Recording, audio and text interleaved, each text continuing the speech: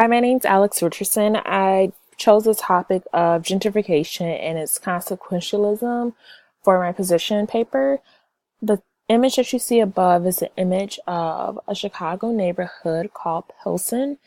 Pilsen is currently going through gentrification, so throughout my presentation, you'll hear me refer to the neighborhood of Pilsen and its experiences and what it's going through right now. So, what is gentrification? Gentrification is a term that depicts the arrival of wealthier people in an existing urban district, a related increase in rents and property values, and changes in the district's character and culture.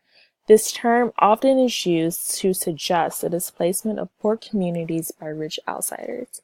So, gentrification you see occur when rich outsiders or individuals of higher incomes and status are able to invest in neighborhoods that have been both privately and publicly public sectors that have not invested in these properties for a very long time.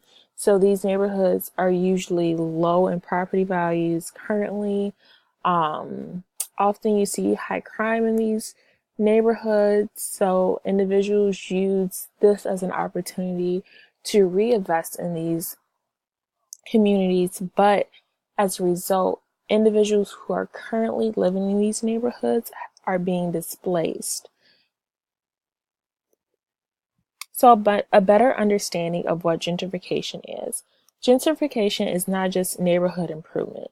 Neighborhood improvement actually is a term that is used when you redevelop a community, but with its residents at its forefront, pretty much. So you see this a lot from the ground up where residents are talking to the investors and they both are communicating on how to better the community together, and it's just not investors intruding on a neighborhood, but everyone is involved in the process of redeveloping a community. Individuals who are gentrifying these areas are benefiting by capitalizing on the low property values in these areas. By doing so, this inflates property values and alters the character of the neighborhood and displaces low-income individuals.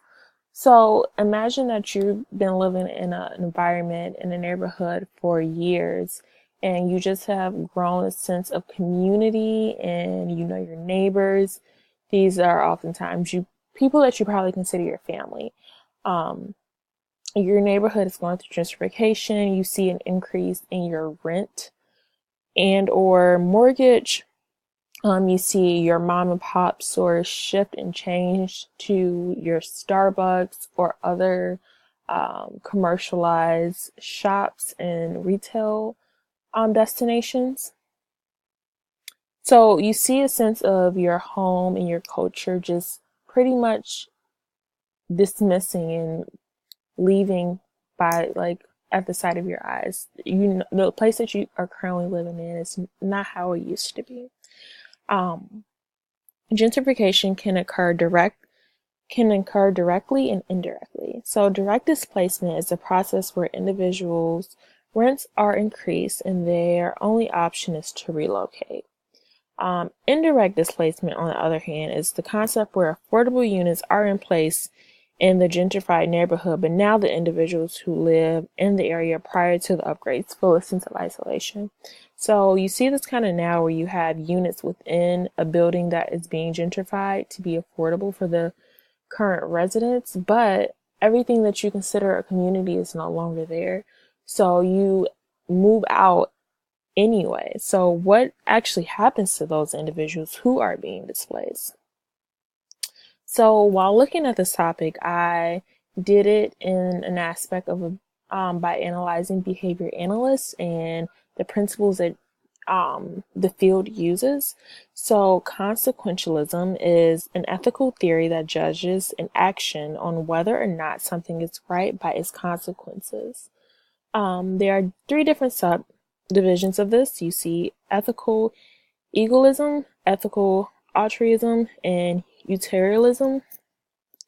So ethical egoism refers to an action being right based on the consequences being more favorable than unfavorable only to the agent performing the action. So the agent And the ideal of gentrification is the investors. These are the people who are benefiting off of redeveloping neighborhoods and displacing individuals and moving into their community. Ethical altruism refers to an action being right if the consequences being more favorable than unfavorable to everyone except the agent. So these are the current individuals who live in these communities. Their well-being, their sense of community and culture is looked at and is considered. So utilitarianism refers to an action being right if the consequences are more favorable than unfavorable to everyone. So the factors to consider when analyzing utilitarianism is the amount of happiness and suffering created by a person's action is what matters. So my position on gentrification is that it is ethically wrong. I think that the concept as it is now is not right to displace individuals, although change can be scary, but oftentimes it's necessary. These neighborhoods do need re-improvement. They do need to be developed. Individuals should want their neighborhoods to be redeveloped, but at what cost for them to be displaced to another neighborhood? Why does this matter? Gentrification is an ethical issue because higher income individuals and higher status individuals relocate to low income areas in order to profit off of the low income areas. As a result, low income individuals are displaced by their neighborhoods, forced to move to other areas. So what normally happens to individuals who are displaced, they often move to other low income areas, but as a result, they feel a sense of hopelessness. When they are displaced, they're not given resources or any type of guidance or help through their relocation process, and they often result to crimes such as theft and just petty crimes, just for a means of survival. So the picture that you see right now is Pilsen, and the three homes to our left are not current, but older homes in Pilsen. You just see the culture. They're different, especially from the one that you see on the right. This is a newly developed condo unit that's occurring in Pilsen. So as I said, I've been going through Pilsen as an example through my presentation because it's a current example that is occurring in Chicago.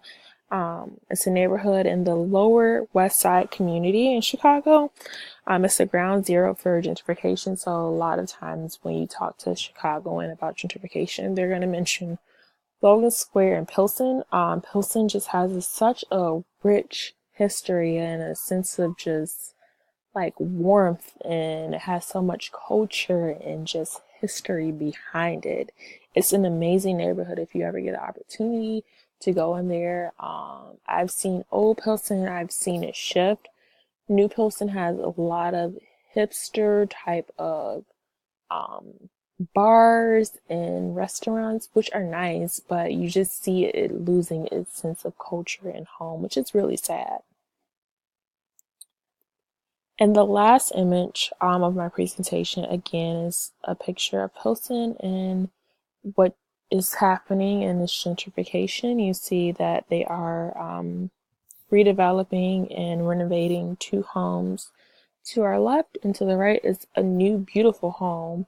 But at what cost? Is it to displace low-income individuals without giving them the resources on relocating, or just invading someone's space, someone's sense of community?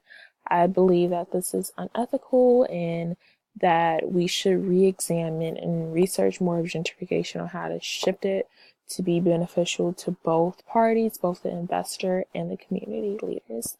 Thanks.